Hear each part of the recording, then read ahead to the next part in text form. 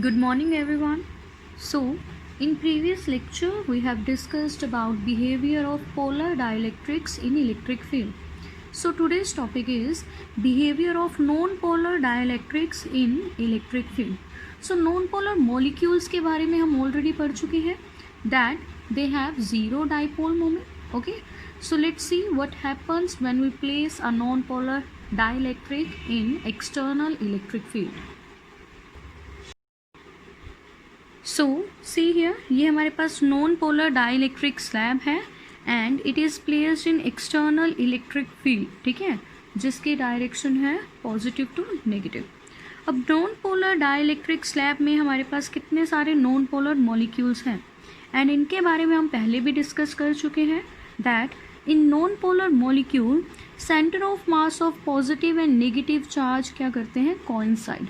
ठीक है, तो ये सभी centre of mass of positive and negative charges क्या है यहाँ पर, कोइंसाइड. ठीक है, सो जैसे ही हम नॉन पोलर डाइलेक्ट्रिक स्लैब को एक्सटर्नल इलेक्ट्रिक फील्ड में रखेंगे तो ये जो मॉलिक्यूल्स हैं इन मॉलिक्यूल्स के जो चार्जेस हैं ये फोर्स एक्सपीरियंस करेंगे. ठीक है, तो पॉजिटिव चार्ज फोर्स एक्सपीरियंस करेगा किस डायरेक्शन में, इलेक्ट्रिक फील्ड की डायरेक्शन में. कैसे, पॉजिटिव है नेगेटिव की तरफ अट्रैक्ट होगा तो फॉरवर्ड डायरेक्शन में जाएगा जो किसकी डायरेक्शन है, इलेक्ट्रिक फील्ड की. एंड नेगेटिव चार्ज जो है वो फोर्स एक्सपीरियंस करेगा in the direction opposite to electric field. Negative charge है तो ये पॉजिटिव की तरफ मूव करेगा, means opposite to electric field ये फोर्स एक्सपीरियंस करेगा. ठीक है,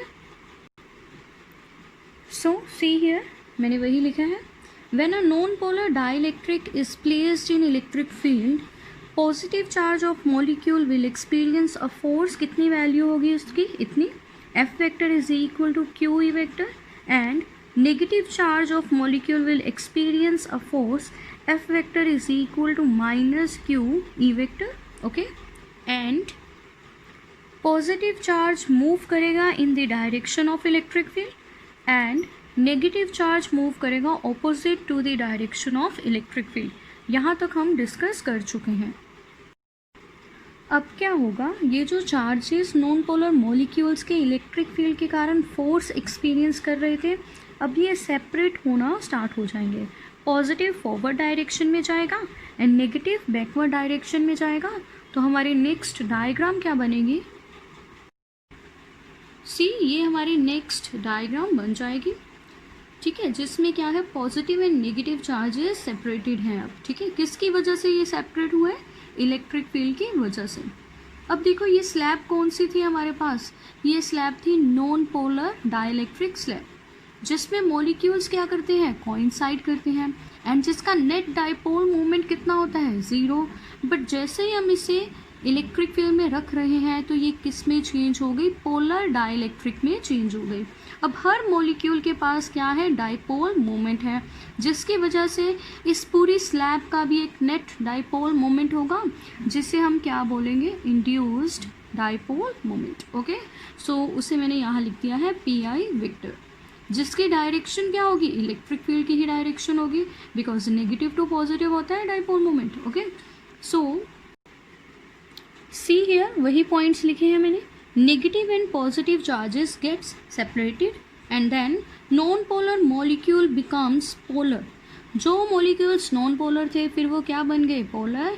एंड पोलर होने की वजह से उनके पास क्या आ गया, डाइपोल मोमेंट, जिस वजह से पूरी स्लैब के पास एक नेट डाइपोल मोमेंट आया जिसे हम क्या बोलेंगे, इंड्यूस्ड डाइपोल मोमेंट. ओके, सी, हमने यहाँ क्या किया, हमारे पास एक डाइलेक्ट्रिक स्लैब थी जिसका डाइपोल मोमेंट कितना था, ज़ीरो. ठीक है, एंड इलेक्ट्रिक फील्ड की हेल्प से हमने उसमें एक नेट डाइपोल मोमेंट इंड्यूस कर दिया पी आई. ठीक है, किसकी वजह से, इलेक्ट्रिक फील्ड की वजह से. तो इस पूरे प्रोसेस को, मींस डाइपोल मोमेंट को इंड्यूस करना इलेक्ट्रिक फील्ड की हेल्प से, इस प्रोसेस को हम क्या बोलते हैं, पोलराइजेशन. ठीक है, सो अगर अब यहाँ पर डाइपोल मोमेंट है तो इस स्लैब में कुछ ना कुछ इलेक्ट्रिक फील्ड भी होगी जिसकी डायरेक्शन क्या होगी, सी, पॉजिटिव चार्ज इस साइड है, नेगेटिव चार्ज इस साइड है, तो नेट इलेक्ट्रिक फील्ड की डायरेक्शन क्या होगी, ये.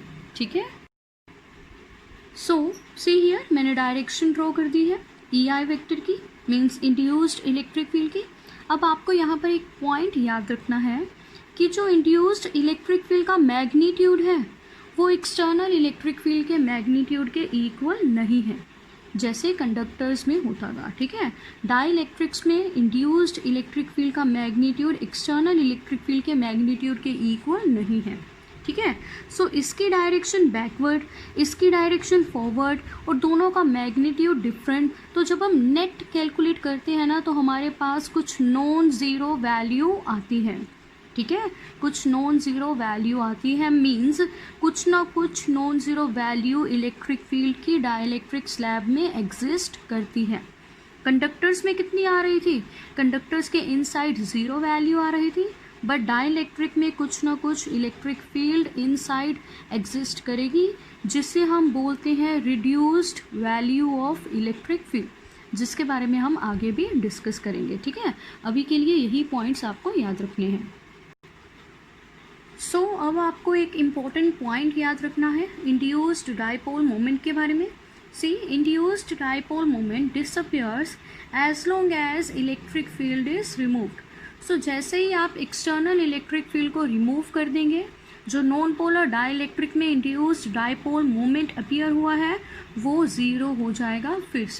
फिर से जो नॉन पोलर मॉलिक्यूल्स हैं उनके चार्जेस एक ही पॉइंट पर कोइंसाइड कर जाएंगे, किसके कारण? इंटर मॉलिक्यूलर फोर्स के कारण, okay.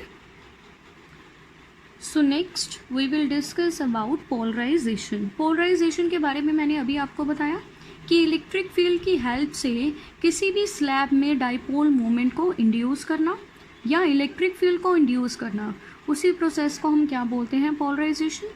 So it is defined as dipole moment per unit volume and it is denoted by P. So polarization क्या है कि कितना डाइपोल मोमेंट इंड्यूस हुआ किसी पर्टिकुलर वॉल्यूम में। So P polarization is equal to dipole moment small p by volume, okay? So इसके units, see P का formula है हमारे पास Q into 2L and volume as it is. अब charge के यूनिट्स क्या होते हैं? कूलम। 2 इज कांस्टेंट, लेंथ के यूनिट्स मीटर, वॉल्यूम के यूनिट्स मीटर क्यूब। तो जब हम मीटर को कैंसिल करेंगे एंड इस फैक्टर को ऊपर ले जाएंगे तो हमारे पास यूनिट्स ऑफ पोलराइजेशन क्या आएंगे? Coulomb metre inverse square, okay. So अगर अब कोई आपसे पूछे कि नॉन पोलर डाइलेक्ट्रिक में डाइपोल मोमेंट कैसे इंड्यूस हुआ, मीन्स नॉन पोलर डाइलेक्ट्रिक को आपने पोलराइज कैसे किया, तो उसका आंसर क्या होगा? इलेक्ट्रिक फील्ड से। जैसे ही आपने नॉन पोलर डाइलेक्ट्रिक स्लैब को इलेक्ट्रिक फील्ड में रखा तो उसमें क्या आ गया? डाइपोल मोमेंट इंड्यूस हो गया, जिसकी वजह से उसमें इलेक्ट्रिक फील्ड भी आ गई, ओके। तो पोलराइजेशन किसकी वजह से हुई? इलेक्ट्रिक फील्ड की वजह से। So next we have susceptibility and polarization vector. इसमें हम मैथमेटिकल एक्सप्रेशन करेंगे एंड ससेप्टिबिलिटी के बारे में भी डिस्कस करेंगे, ठीक है। सो सी, मैंने यहाँ लिखा है polarization vector is proportional to epsilon naught into electric field. So अभी मैंने आपको क्या बताया कि कोई भी मटेरियल पोलराइज कब होगा? जब हम उसे इलेक्ट्रिक फील्ड में रखेंगे। जितनी ज़्यादा इलेक्ट्रिक फील्ड स्ट्रॉन्ग होगी उतना ही ज़्यादा पोलराइज होगा वो मटेरियल। मीन्स जो पोलराइजेशन है वो किसके प्रोपोर्शनल है? इलेक्ट्रिक फील्ड के। तो इसीलिए यहाँ मैंने P vector is proportional to E vector लिख दिया। अब यहाँ पर एप्सिलॉन नोट क्यों लिखा? एप्सिलॉन नोट है क्या? परमिटिविटी ऑफ फ्री स्पेस, ठीक है, ये हम कर चुके हैं कूलम्स लॉ में। इस टर्म की यहाँ पर क्या नीड थी? देखो, ये जो टर्म होती है ना, एप्सिलॉन नोट, एप्सिलॉन आर या फिर अकेला एप्सिलॉन, ये रिलेट करते हैं मीडियम के साथ। यहाँ पर ये क्या रिप्रेजेंट कर रहा है कि पोलराइजेशन जो है वो मीडियम पर भी डिपेंड करती है, ठीक है। कैसे? सपोज आप किसी मटेरियल को पोलराइज कर रहे हैं, मींस पोलराइजेशन प्रोसेस चल रहा है, ठीक है। तो ये पोलराइजेशन जो है ये मीडियम पर डिपेंड करती है। एग्जाम्पल, सपोज आप किसी मटेरियल को पोलराइज कर रहे हैं एयर में, तो पोलराइजेशन की वैल्यू अलग आएगी। एंड उसी मटेरियल को अगर आपने पोलराइज किया वाटर में, तो पोलराइजेशन की वैल्यू अलग आएगी। मींस पोलराइजेशन मीडियम पर भी डिपेंड करती है कि ये प्रोसेस आप किस मीडियम में कर रहे हैं, ठीक है। यहाँ पर ये प्रोसेस हम कहाँ कर रहे हैं? फ्री स्पेस में, तो इसीलिए एप्सिलॉन नोट लगा दिया। परमिटिविटी ऑफ फ्री स्पेस लगा दिया। अगर आपका मीडियम चेंज हो जाता तो आप यहाँ एप्साइलन या एप्साइलन आर लगाते, ठीक है। सो ये हमारी इक्वेशन ऐसी आई, ठीक है। P vector is proportional to epsilon not E vector, okay. So अगर हम प्रोपोर्शनैलिटी का साइन यहाँ से रिमूव करें तो polarization vector is equal to, इस सिंबल को हम बोलते हैं जाई एप्साइलन नॉट ई वेक्टर, ठीक है, वेयर जाई इज ससेप्टिबिलिटी, ठीक है। अगर इसका फॉर्मूला हम निकालें यहाँ से तो ससेप्टिबिलिटी किसके इक्वल आएगी, P by epsilon not E, okay. See susceptibility है क्या, तो जैसे मैंने बताया पोलराइजेशन प्रोसेस जो है वो मीडियम पर डिपेंड करता है, ठीक है, वैसे ही ये मटेरियल पर भी डिपेंड करता है। इसकी हम एग्जांपल ले लेते हैं। सपोज एक सिमिलर मीडियम में आप दो डाइलेक्ट्रिक्स को पोलराइज कर रहे हैं, ठीक है। वो दो डाइलेक्ट्रिक्स क्या है हमारे पास, ग्लास एंड प्लास्टिक, ठीक है। तो पहले आपने ग्लास को पोलराइज किया, देन प्लास्टिक को पोलराइज किया, तो क्या इन दोनों के पोलराइजेशन की वैल्यू सेम आएगी, नो, वैल्यू डिफरेंट होगी। क्यों, बिकॉज मटेरियल पर भी डिपेंड करेगा कि वो कितना पोलराइज होना चाहता है, एंड उस प्रॉपर्टी को हम क्या बोलते हैं, susceptibility. Susceptibility is related to the material of the body, and epsilon not किससे रिलेट कर रहा है यहाँ, मीडियम से, ओके। सो ये मटेरियल पर भी डिपेंड करता है कि वो कितना पोलराइज होगा, ओके, या कितना रिस्पॉन्स वो शो करेगा इलेक्ट्रिक फील्ड को। So next is units of susceptibility means chi. Chi का फॉर्मूला क्या है, polarization vector by epsilon not into electric field. तो पोलराइजेशन के यूनिट्स, एप्साइलन नॉट के यूनिट्स एंड इलेक्ट्रिक फील्ड के यूनिट्स मैंने यहाँ लिख दिए हैं। यहाँ पर ये सभी यूनिट्स कैंसिल हो रहे हैं, मीन्स जाई के कोई भी यूनिट्स नहीं है। अगर इसके यूनिट्स नहीं है मीन्स ये डायमेंशनलेस है। अगर ये डायमेंशनलेस है मीन्स ये क्या है, एक constant, okay. So next topic is polarization of dielectric. इसमें हम रिड्यूस्ड इलेक्ट्रिक फील्ड के बारे में डिस्कस करेंगे, जो टर्म मैंने प्रीवियस आर्टिकल में यूज़ की है, ओके, उसके बारे में डिस्कस करेंगे। सी इसमें हम क्या करेंगे, we have two conducting plates equal and oppositely charged having surface charge density plus sigma and minus sigma. इसमें सबसे पहले हम टू कंडक्टिंग प्लेट्स लेंगे जो ऑपोजिटली चार्ज्ड है, एंड इनकी सरफेस चार्ज डेंसिटी क्या है, plus sigma and minus sigma, okay. So see here, ये हमारे पास दो कंडक्टिंग प्लेट्स हैं ए बी। ए की सरफेस चार्ज डेंसिटी है सिग्मा एंड बी की सरफेस चार्ज डेंसिटी है माइनस सिग्मा, ठीक है। सिंस दोनों plates equal and oppositely charge है तो ये इलेक्ट्रिक फील्ड प्रोड्यूस करेंगे। तो हम मान लेंगे कि ई नोट क्या है, initial electric field in plates के कारण, ठीक है, जिसके डायरेक्शन क्या है, A to B means positive to negative, okay. तो ई नोट हमारी क्या है, इनिशियल इलेक्ट्रिक फील्ड। अब हम क्या करेंगे, इन कंडक्टिंग प्लेट्स में एक डाइलेक्ट्रिक स्लैब को रख देंगे। तो ये क्या है, हमारे डाइलेक्ट्रिक स्लैब। तो ये हमारा पिछले वाला कॉन्सेप्ट ही आ गया। एक डाइलेक्ट्रिक स्लैब को हमने कहाँ रख दिया, इलेक्ट्रिक फील्ड में। तो क्या होगा, डाइलेक्ट्रिक स्लैब में जितने भी चार्जेस हैं वो फोर्स एक्सपीरियंस करेंगे, नेगेटिव चार्जेस फोर्स एक्सपीरियंस करेंगे ऑपोजिट टू इलेक्ट्रिक फील्ड। तो सभी नेगेटिव चार्जेस इस तरफ आ जाएंगे इस स्लैब में, ओके। एंड पॉजिटिव चार्जेस किस डायरेक्शन में फोर्स एक्सपीरियंस करते थे, इलेक्ट्रिक फील्ड की डायरेक्शन में। तो पॉजिटिव चार्जेस इस एंड पर आ जाएंगे, ठीक है। मीन्स अब डाइलेक्ट्रिक स्लैब में इस एंड पर हमारे पास क्या है, नेगेटिव चार्ज, एंड इस एंड पर हमारे पास क्या है, positive charge, okay. And in charges को हम बोलते हैं इंड्यूस्ड चार्जेस, ओके। सो मैंने यहाँ लिख दिया है कि इन चार्जेस को हम क्या बोलेंगे, इंड्यूस्ड चार्जेस। सो अगर अब हम इस डाइलेक्ट्रिक स्लैब को देखें तो इसका एक एंड क्या है, negatively charged, and other and क्या है, पॉजिटिवली चार्ज्ड। तो ये डाइलेक्ट्रिक स्लैब भी दो प्लेट्स की तरह अपीयर हो रही है, ये नेगेटिवली चार्ज्ड प्लेट और ये पॉजिटिवली चार्ज्ड प्लेट। तो इनके पास भी क्या होगी, कुछ सरफेस चार्ज डेंसिटी होगी, एंड उस सरफेस चार्ज डेंसिटी को हम बोलते हैं induced surface charge density, and symbol क्या होता है, सिग्मा पी। सो मैंने यहाँ लिख दिया है, इन चार्जेस के पास जो सरफेस चार्ज डेंसिटी होगी उसे हम क्या बोलेंगे, induced surface charge density, and the symbol is sigma P. ये सरफेस चार्ज डेंसिटी का कोज क्या है, कोज आपको पता होना चाहिए, कोज क्या है, इलेक्ट्रिक फील्ड। ओके, सो अब देखो इन चार्जेस की वजह से इस डाइलेक्ट्रिक स्लैब के इनसाइड भी एक इलेक्ट्रिक फील्ड इंड्यूस होगी, जिसे हम क्या बोलते हैं, इंड्यूस्ड इलेक्ट्रिक फील्ड, जिसका सिंबल क्या था, EI। मैंने बताया भी था कि EI को हम EP भी लिख सकते हैं बिकॉज यहाँ पोलराइजेशन हो रहा है, तो EP रिप्रेजेंट करता है पोलराइज्ड। ठीक है, सो इंड्यूस्ड इलेक्ट्रिक फील्ड की डायरेक्शन क्या होगी, पॉजिटिव टू नेगेटिव, तो ये डायरेक्शन है। इंड्यूस्ड इलेक्ट्रिक फील्ड की डायरेक्शन ऑपोजिट है एक्सटर्नल इलेक्ट्रिक फील्ड के। ओके, सो जैसे मैंने आपको बताया था कि इस इंड्यूस्ड इलेक्ट्रिक फील्ड का मैग्नीट्यूड एक्सटर्नल इलेक्ट्रिक फील्ड के मैग्नीट्यूड के इक्वल नहीं है। ठीक है, दोनों के मैग्नीट्यूड क्या है, डिफरेंट है, एंड डायरेक्शन क्या है, ऑपोजिट है। सो अब हमारे पास resultant means net electric field क्या आएगी, non zero value.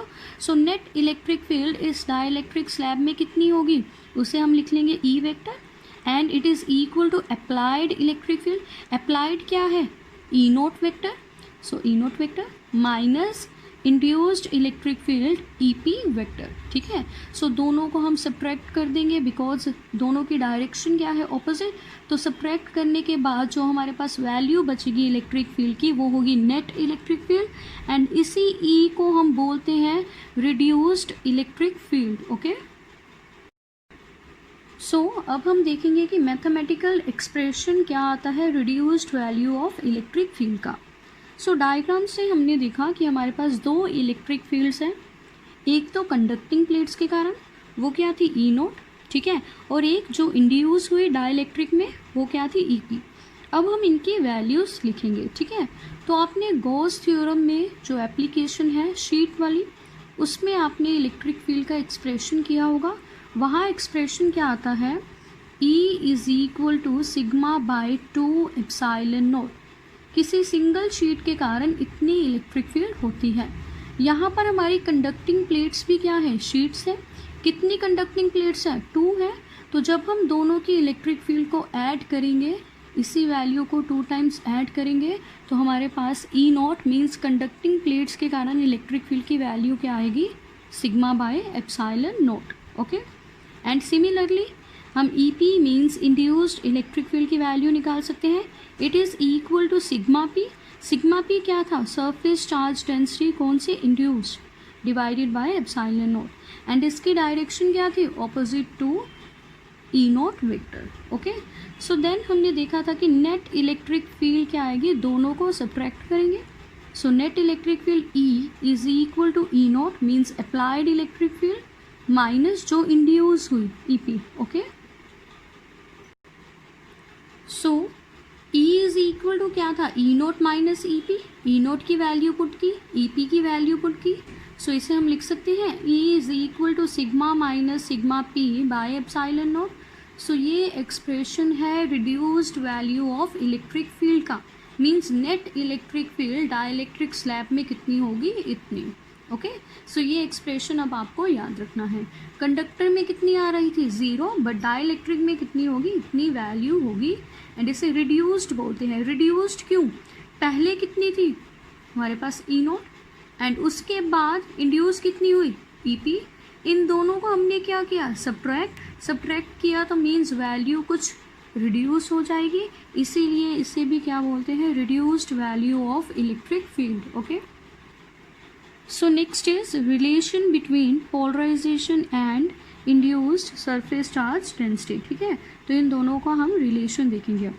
Since polarisation का फॉर्मूला हमारे पास क्या है, dipole moment divided by volume, means P is equal to small p by volume.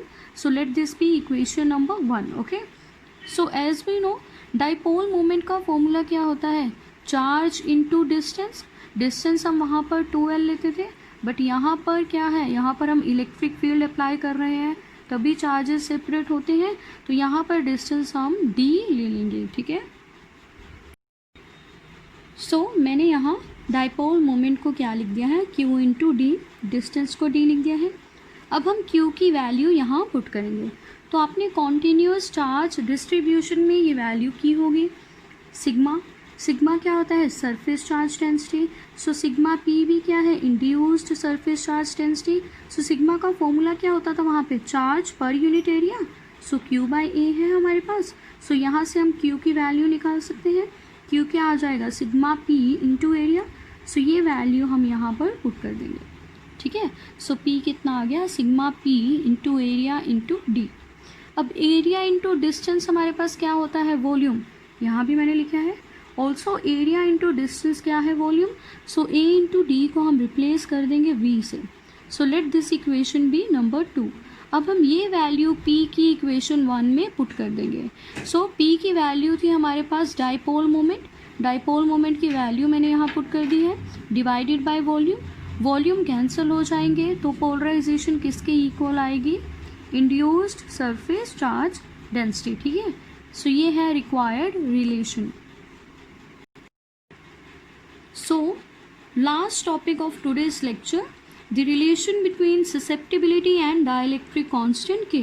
Dielectric constant के बारे में आपने कूलम्स लॉ में पढ़ा होगा, वहाँ एप्सिलॉन आर रिलेटिव परमिटिविटी आपने यूज़ की है टर्म, वही क्या होता है डाइलेक्ट्रिक कांस्टेंट। वहाँ आपने डाइलेक्ट्रिक कांस्टेंट का फॉर्मूला फोर्सेस के टर्म्स में कैलकुलेट किया है, ठीक है।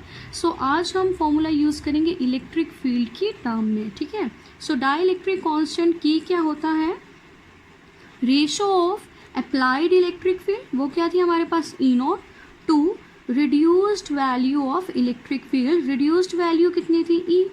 सो initial electric field divided by reduced electric field क्या है, डाइलेक्ट्रिक कांस्टेंट का फॉर्मूला, ठीक है। सो ये हम यूज़ करेंगे इस आर्टिकल में। So as we know reduced value of electric field कितनी होती है, E naught minus E P, means applied electric field minus induced electric field. ये फॉर्मूला प्रीवियस आर्टिकल में हम कर चुके हैं। एंड यहाँ से हम ई नोट निकाल लेंगे, E naught means applied electric field निकाल लेंगे, वो क्या होगी, E plus E P, okay. So E P की वैल्यू हम यहाँ पुट करेंगे। ई पी की वैल्यू प्रीवियस आर्टिकल में हमने की है, it is sigma P by epsilon naught, okay. So next step हमारे पास ये आ जाएगा, E naught is equal to E plus sigma P by epsilon naught. And अभी प्रीवियस आर्टिकल में हम प्रूव कर चुके हैं कि P किसके इक्वल होता है, सिग्मा P के। सो सिग्मा P की वैल्यू नेक्स्ट स्टेप में हम क्या पुट कर देंगे, P, ओके। तो वैल्यू क्या आ जाएगी, E naught is equal to E plus P by epsilon naught. And polarization का फॉर्मूला हम कर चुके हैं कि P किसके इक्वल होता है, जाई एप्सिलॉन नॉट ई, ठीक है। सो ये वैल्यू हम यहाँ पुट कर देंगे, ठीक है। So will gate